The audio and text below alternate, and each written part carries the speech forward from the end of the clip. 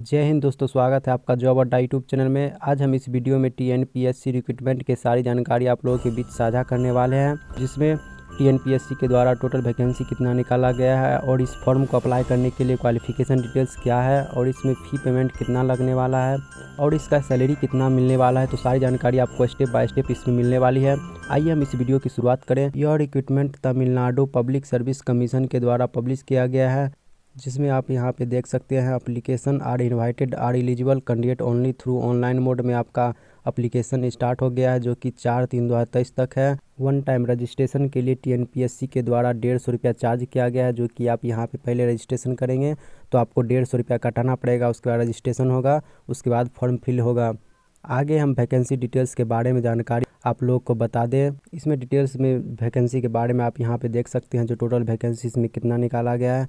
तो total vacancy आपको इसमें 1083 दिया गया है, जो कि पोस्ट वाइज अलग अलग है, जो कि आप पोस्ट वाइज अलग अलग देख सकते हैं। Overseas junior drafting officer in rural development and panchayat Raj department में 794 है, जो कि 779 प्लस 15 बैकलॉग वैकेंसी दिया गया है। उसके बाद सेकंड नंबर में आप यहाँ पे देख सकते हैं junior draftsman officer in highway department के लिए 236 है, 234 प्लस 2 निकाला गया है। उसके बाद थर्ड नंबर में देख सकते हैं junior drafting officer in public work department, जिसमें आपका टोटल 18 है। और फोर्थ नंबर में देख सकते हैं draftsman grade 3 in town and country planning department में टोटल 10 वैकेंसी निकाला गया है। उसके बाद foreman grade 2 in Tamil Nadu small industries corporation limited के द्वारा 25 है। और जिसमें हम सैलरी के बारे में आपको बता दें तो सैलरी आपको 35,400 से 1,30,400 रुपया तक दिया जाएगा, जो कि लेवल 11 के अनुसार दिया जा रहा है। उसके बाद आपको 5 नंबर में जो कि पोस्ट है उसके लिए आपको 19,500 से 71,900 रुपया तक दिया जाएगा, जो कि लेवल 8 के अनुसार दिया गया है। और इसके इम्पोर्टेंट डेट के बारे में बात करें, जो आप कब तक इस फॉर्म को अप्लाई कर सकते हैं, तो डेट ऑफ नोटिफिकेशन जो निकाला गया है वो आज ही के दिन 3/2/2023 को निकाला गया है।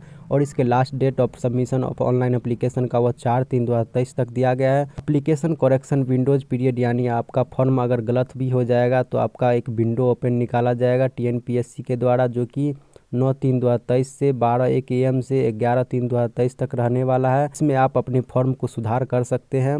उसके बाद आपका एक देख सकते हैं डेट ऑफ रिटर्न एग्जामिनेशन का दिया गया है टाइम, तो वह पेपर 1 जो कि सब्जेक्ट पेपर होगा वह 27/5/2023 को एग्ज़ाम लिया जाएगा, जो कि 9:30 AM से 12:30 PM तक होगा। पेपर 2 में part A and part B दिया गया है। पार्ट ए में तमिल एलिजिबिलिटी टेस्ट होगा और पार्ट बी में जनरल स्टडीज होगा, जो कि पार्ट ए के लिए तमिल स्टडीज टेस्ट और जनरल स्टडीज टेस्ट में देखें 27/5/2023 को होगा, जो कि 2 से 5 PM तक टेस्ट होगा। ये इसके लिए एज क्वालिफिकेशन के कितना दिया गया है जो आप इसमें भर सकते हैं फॉर्म। ओवरसीज जूनियर ड्राफ्टिंग के लिए 37 ईयर दिया गया है। उसके बाद सेकेंड नंबर में देखें जूनियर ड्राफ्टिंग ऑफिसर के लिए हाईवे डिपार्टमेंट के लिए तो 32 ईयर दिया गया है। Junior drafting officer in public works के लिए 32 ईयर दिया गया है। ड्राफ्टिंग ग्रेड 3 के लिए 32 ईयर, फॉरमैन ग्रेड 2 के लिए 32 ईयर दिया गया है। और इसमें आप अलग से भी यहाँ देख सकते हैं SC ST इसमें भी अलग अलग इसमें दिया गया है। आगे हम इसमें एजुकेशनल क्वालिफिकेशन के बारे में आप लोगों को बता दें, तो जैसे कि आप देख सकते हैं नेम ऑफ पोस्ट में अलग अलग दिया गया है, तो नेम ऑफ पोस्ट आप रीड करके उसके बाद क्वालिफिकेशन डिटेल्स देख सकते हैं। ओवरसीज जूनियर ड्राफ्टिंग ऑफिसर के लिए रूरल डिपार्टमेंट में must possess a diploma in civil engineering, यानी डिप्लोमा सिविल इंजीनियरिंग से किए होंगे तो आप इस फॉर्म को ज़रूर से ज़रूर अप्लाई कर सकते हैं। उसके बाद आप provided that preference shall be given to the person possessing a bachelor degree in civil engineering from any university और institute recognized by the university grants commission, यानी आप बैचलर डिग्री प्राप्त है सिविल इंजीनियरिंग में तब भी आप इस फॉर्म को अप्लाई कर सकते हैं। उसके बाद junior drafting officer in highway department में देख सकते हैं जो ए डिप्लोमा सिविल इंजीनियरिंग, यानी आप डिप्लोमा किए होंगे तब भी, और इक्विवेलेंट दिया गया है, यानी कोई भी यूनिवर्सिटी इंस्टीट्यूट से state board of technical education and training of the concern state government से आपका डिग्री है तो आप इस फॉर्म को अप्लाई कर सकते हैं। और सेकंड में इसमें देख सकते हैं provided date while making appointment, और नीचे आप पढ़ सकते हैं drafting officer preference shall be given other thing be equal who have undergone 1 year apprenticeship training under the government of India scheme और स्टेट गवर्नमेंट अप्रेंटिसशिप स्कीम, यानी आप 1 year का एक अप्रेंटिसशिप किए होंगे तो आप इस पोस्ट के लिए अप्लाई कर सकते हैं। उसके बाद थर्ड नंबर में देख सकते हैं junior drafting officer in public work department के लिए तो डिप्लोमा सारे में दिया गया है डिप्लोमा इन सिविल इंजीनियर, तो इसके लिए आप डिप्लोमा क्वालिफाई होंगे तो आप ज़रूर से ज़रूर इस फॉर्म को अप्लाई करें। उसके बाद फोर्थ नंबर में रीड करें तो फोर्थ नंबर में most post diploma in town and country planning awarded by the government of Tamil Nadu. और में यहाँ रीड कर सकते हैं सेकंड नंबर में most post diploma in civil engineering state board of technical education और ट्रेनिंग।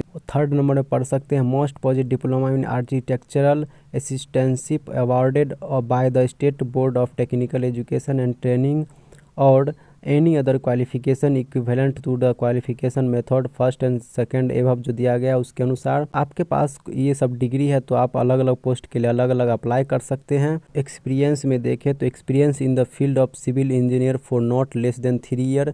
अगर आपके पास 3 ईयर का भी एक्सपीरियंस है तो ड्राफ्टमैन ग्रेड 3 के town and country planning department में फॉर्म अप्लाई कर सकते हैं।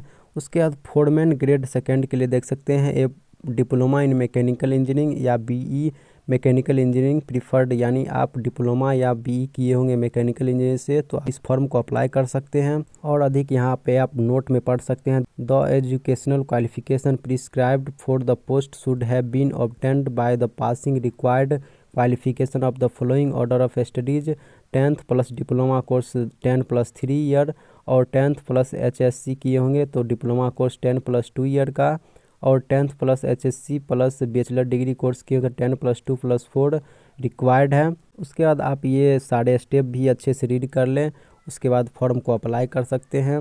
इसमें हम फ़ी के बारे में बता दें तो आपको रजिस्ट्रेशन वन टाइम के लिए 150 रुपया लिया जा रहा है। उसके बाद आपको एग्जामिनेशन फ़ी देना पड़ेगा जो कि 100 रुपया चार्ज किया गया है, जो कि बहुत कम है। यह ओवरऑल इंडिया के लिए निकाला गया है, लेकिन इसमें आप तमिल लैंग्वेज में आप क्वालिफाई करेंगे। तो अगर आप इस फॉर्म को फिल करने के लिए इच्छुक हैं तो लिंक आपको डिस्क्रिप्शन में दे दिया गया है, आप वहां से क्लिक करके इस फॉर्म को अप्लाई कर सकते हैं। अगर आपको फॉर्म भरने में कोई भी परेशानी आ रही हो तो नज़दीकी साइबर कैफ़े से संपर्क कर सकते हैं, जहां पे आपको अच्छी तरीके से फॉर्म फिल किया जा सकता है। और अधिक जानकारी के लिए हमारे टेलीग्राम चैनल से जुड़ सकते हैं, जहां पे आपको सारी जानकारी स्टेप बाय स्टेप दी जाती है। उसके बाद हम आपको एग्जामिनेशन के बारे में बता दें, जो आपको एग्जाम में किस पेपर में कितना क्वेश्चन पूछा जाएगा और कितना मार्क्स का होगा, तो सारी जानकारी आपको हम बताने वाले हैं। तो आप यहाँ पे रीड कर सकते हैं जो कितना क्वेश्चन दिया जाएगा और कितना मार्क्स का रहेगा, वो सारी जानकारी आपको यहाँ पे दिया गया है।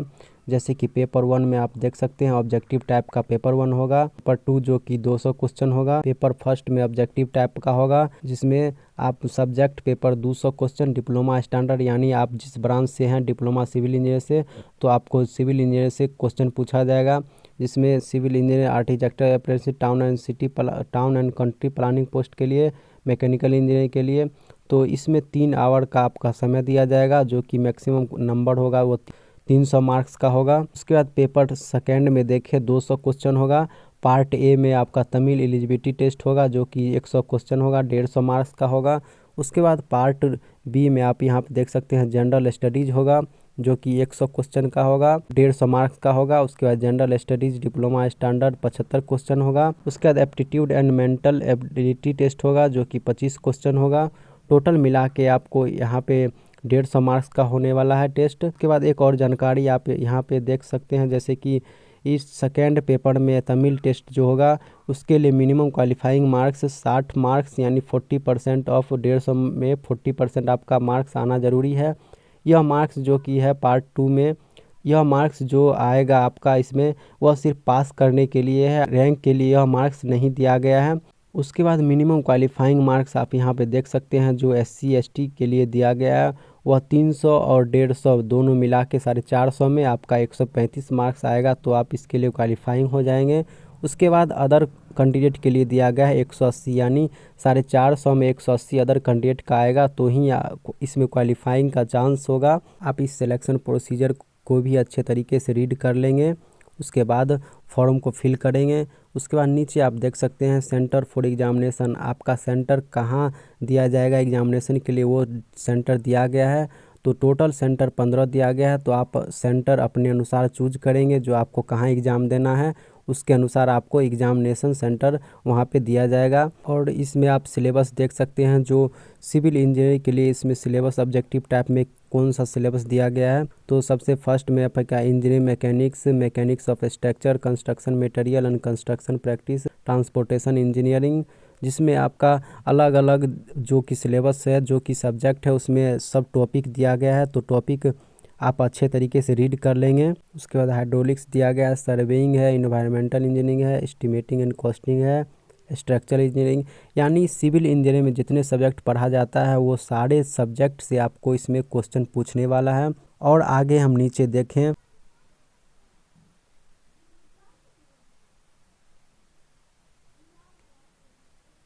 आर्किटेक्चरल के लिए आप देख सकते हैं जो कौन सा सब्जेक्ट इसमें है, तो आप इसको भी अच्छे तरीके से रीड करेंगे जो आर्किटेक्चर से होंगे।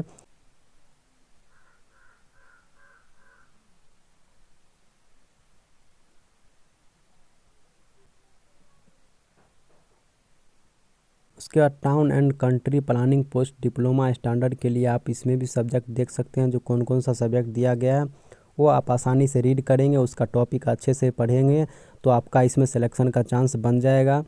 और अभी तक हमारे इस चैनल को सब्सक्राइब नहीं किए हैं तो चैनल को सब्सक्राइब और साथ में बेल आइकन का बटन ज़रूर दबा के रखें, ताकि इस चैनल से रिलेटेड जितने भी लेटेस्ट अपडेट होगा आपको सबसे पहले मिल जाएगा।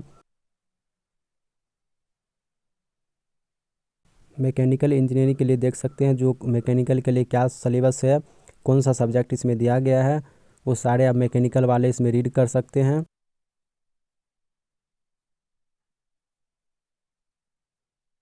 और पेपर 2 में पार्ट 1 में देखें जो तमिल सिलेबस था, जो कि आपका सिलेबस इसमें सिर्फ पास होना है।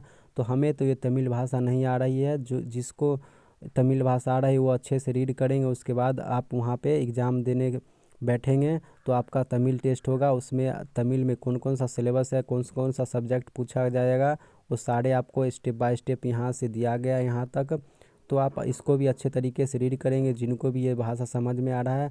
अन्यथा आप तमिल भाषा कुछ जानते होंगे तो ही आप इस फॉर्म को अप्लाई करें। पेपर 2 में देखें जनरल स्टडीज़ डिप्लोमा स्टैंडर्ड के लिए, तो सबसे पहले आपका इसमें जनरल साइंस पूछा जाएगा, उसके बाद करंट इवेंट्स पूछा जाएगा, उसके बाद ज्योग्राफी है, history and culture of India है, इंडियन पॉलिटी है, इंडियन इकोनॉमी है।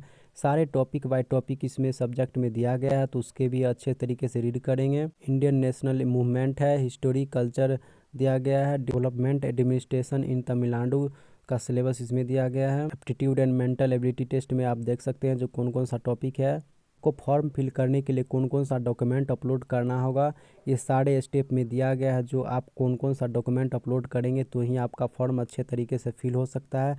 तो इसको आप अच्छे तरीके से अपने अनुसार रीड करेंगे। और आपको इसके डिटेल्स पीडीएफ की जानकारी डिस्क्रिप्शन लिंक में दे दिया गया है, आप वहां से क्लिक करके इसको डाउनलोड करके अपने अनुसार इसको रीड करेंगे। उसके बाद आप अच्छे तरीके से फॉर्म फिल कर पाएंगे। और नीचे हम अधिक जानकारी आप लोगों को देते हैं और जाते समय और आपको बता दें जो आपका सिलेक्शन कितना तारीख तक हो जाएगा, कब तक हो जाएगा, सारी जानकारी आपको लास्ट में ये हम जिसमें बताने वाले हैं ये दिया गया है। जिसमें आप देख सकते हैं last date up to which application can be edited submitted payment और फी कैन बी मोड 4/3/2023 तक दिया गया है। उसके बाद ऑनलाइन एप्लीकेशन करेक्शन विंडो जो ओपन होगा वो 9/3/2023 से 11/3/2023 तक दिया गया है।